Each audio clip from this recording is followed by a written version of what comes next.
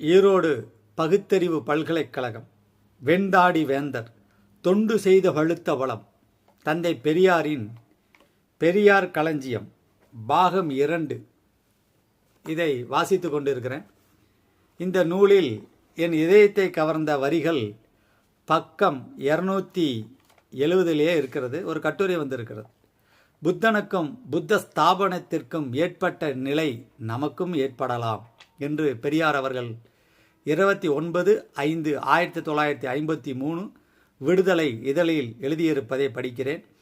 புத்தருக்கும் புத்தர் ஸ்தாபனங்களுக்கும் ஏற்பட்ட நிலைமைகள் நமக்கு ஏற்பட்டே தீரும். அது எதிர்பார்த்ததுதான். நாம் இந்த தொழிலில் இறங்கியிருப்பதால் நமக்கு இதில் ஏமாற்ற ஒன்றுமில்லை. எனக்கு பின் எப்படி நடந்து கொள்வது என்பது பற்றி துணிவுடன் சிந்தித்து முடிவு செய்து கொள்ள வேண்டும் என்று சொல்லியிருக்கிறார் எதிர்கால தீர்க்க தரிசனம்.